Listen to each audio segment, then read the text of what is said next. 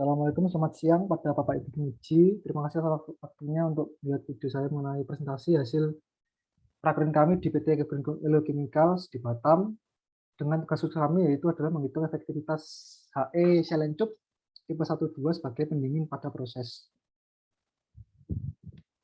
Ya, di sini profil perusahaannya dari prakerin industri dari prakerin kami, yaitu Green sendiri adalah perusahaan kimia yang bergerak di bidang oleokimia, yaitu lemak nabati dan hewani. Di sini dia mempunyai kapasitas besar 360.000 metrik ton per tahun dan akan dikembangkan jadi 400.000 metrik ton per tahun dengan adanya startup dari EOMB.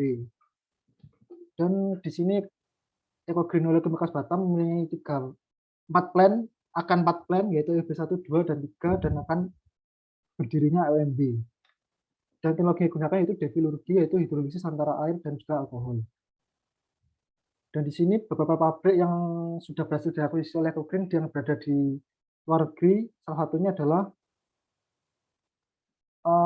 pada di Singapura, yaitu pada Jurong Island, di mana di situ memproduksi fatty alkohol etoksilat. Kemudian tahun 1991 berhasil mengakuisisi DHW di Jerman dengan produk utamanya unsaturated fatty alkohol dan juga fatty acid. Dan juga 2011 Green Chemicals juga berhasil mengakuisisi ENS yang berada di Perancis yang memproduksi dengan produksi utamanya yaitu fatty alkohol etoksilat, fatty alkohol ester, sulfats. Dan di sini bahan baku yang kami gunakan, kami berada di EOB3 pada produksi methyl ester. Bahan baku yang digunakan adalah CPKA, yaitu biji inti kelapa sawit dan didapatkan dari perkebunan milik rakyat yang berada di Indonesia. Dan bahan baku pendukungnya di sini yang digunakan yaitu yang pertama ada H3P4, asam fosfat, sodium metilat, metanol, NaOH, HCl, bleaching earth, dan juga activated carbon. Dan di sini produk utamanya dan samping yaitu ada 5, yaitu fatty acid, fatty alkohol, fatty amino, methyl ester, dan juga gliserin. Dan di sini ada skema utama dari pembuatan methyl ester. Yang pertama, CPKO diolah menjadi methyl ester, kemudian diolah menjadi fatty alkohol. Namun yang kami gunakan di sini, yang kami pelajari di sini adalah pembuatan methyl esternya, yang dibagi dari 8 section. Yang pertama ada degamming bleaching, deacidification, transesterifikasi, glycerin water pretreatment, glycerin water evaporation, glycerin distillation and bleaching, methyl ester fractionation and distillation, dan terakhir yang esterifikasi. Dan di sini ada skema utama dari section 1 hingga section 0107, yaitu ada yang pertama CPKO dilakukan degamming bleaching dengan ditambahkan bleaching earth dan juga phosphoric acid. Limbahnya dihasilkan spin bleaching yang kemudian akan ditaruh di pembuangan limbah. Kemudian dari situ dihasilkan BPKO, yaitu bleach palm kernel oil. Dilakukan deacidification untuk mematikan FFA yang ada di sana, dihasilkan deset oil. Kemudian dilakukan proses transesterifikasi dengan mereaksikan metanol dan juga menggunakan katalis sodium metilat. Dihasilkan methyl ester, kemudian dilakukan pemisahan antara hasil transesterifikasi yaitu ada sometnya dikit, metanol, dan glycerin water. Yang kemudian hasil sampingnya tersebut dilakukan rectification untuk merecovery metanolnya. Kemudian dari situ gliserinnya akan diolah kembali menjadi dalam glycerin water pretreatment. Kemudian dilakukan evaporasi, dilakukan double distillation untuk memurnikan kembali gliserin dan dimasukkan dalam bleacher untuk memurnikan produk yang ada menggunakan activated carbon yang didapatkan dari refined glycerin. Dan untuk produk utamanya methyl ester tadi dilakukan pencucian menggunakan deminerals water, dan setelah itu dilakukan vaksinasi distilasi. Didapatkan hasil methyl ester yaitu C4, C6, C10, C24, C16, dan C18. Dan ini tugas khusus sendiri yang setelah kami yang diberikan dari pabrik, yaitu untuk menghitung efektivitas dari HE. Dikarenakan HE tersebut kinerjanya kurang maksimal. Latar belakangnya sendiri itu karena sering berjalannya waktu itu pasti pengotornya selalu banyak dan kinerja dari alat sendiri itu sudah menurun. Jadi kita perlu melakukan perhitungan efisiensi untuk mengetahui efisiensi yang ada. Untuk ruang itu sendiri yaitu menggunakan perhitungan menggunakan Microsoft Excel. rumusan masalahnya yaitu perhitungan efektivitas alat pendingin pada section membutuhkan metal ester dengan tipe selentip 1-2. Kemudian ada juga berapa efektivitas alat pendinginnya. Tujuannya untuk mengetahui cara perhitungan efektivitas alat pendingin pada pembentukan metil ester dengan tipe 1-2 STHE. Kemudian mengetahui seberapa baik alat dapat melakukan pendinginan terhadap produk sebelum dipisahkan. Dan yang selanjutnya akan dijelaskan oleh teman saya.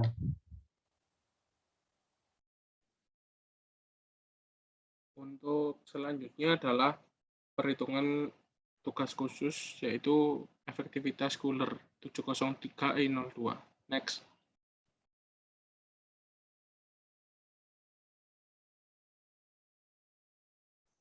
Untuk di sini data yang diketahui adalah suhu masuk dari air pendingin, kemudian CP, lalu suhu masuk fluida panas, CP fluida panas, dan flow rate fluida panas dengan spesifikasi STHE-nya adalah BWG yaitu 14, ID-nya 3/4, dan UD-nya 1 in. Next. Yang pertama yaitu menghitung delta T LMTD. Di sini nilai delta T LMTD-nya didapatkan nilai 23,32. Di sini menggunakan delta T LMTD dengan aliran counter current. Next. Kemudian menghitung heat balance. Next. Di sini heat balance-nya adalah mencari M-cold karena M-cold-nya tidak diketahui. Jadi di sini flow rate dari air pendingin adalah 11.871,05 kg per jam. Next. Kemudian menghitung luas permukaan atau A. Nah, di sini jumlah cubnya adalah 280 dengan panjangnya adalah 13,12 feet atau 4 meter dengan surface yaitu 0,2618 feet kuadrat per feet. Kemudian dicari nilai A-nya yaitu sebesar 89,37 meter persegi. Next. Kemudian menghitung koefisien perpindahan total atau U.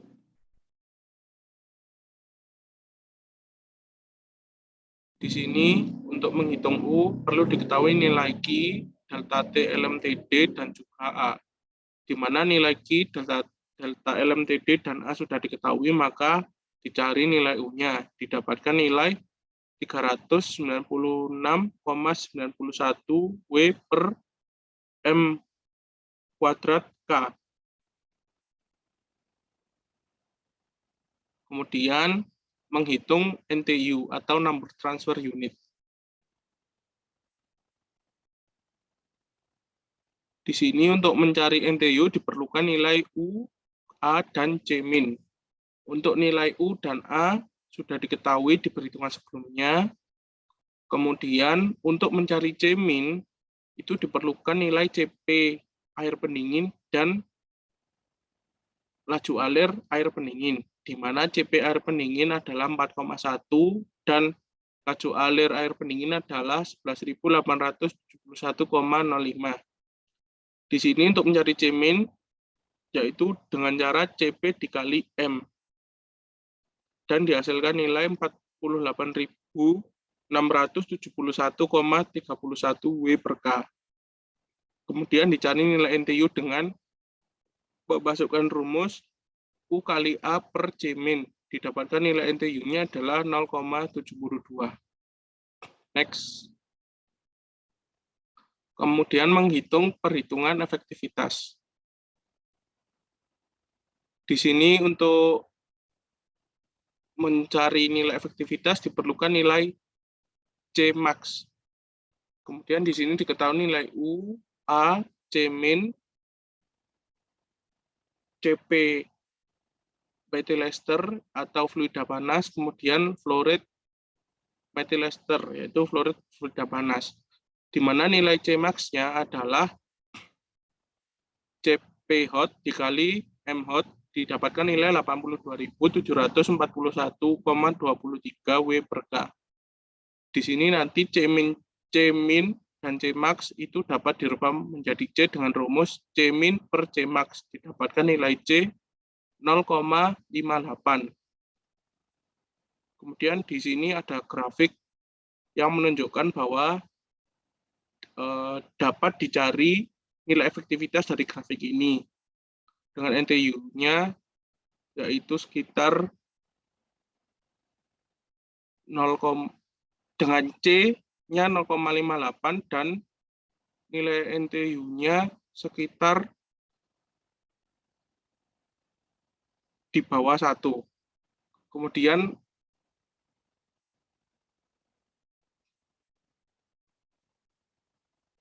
next.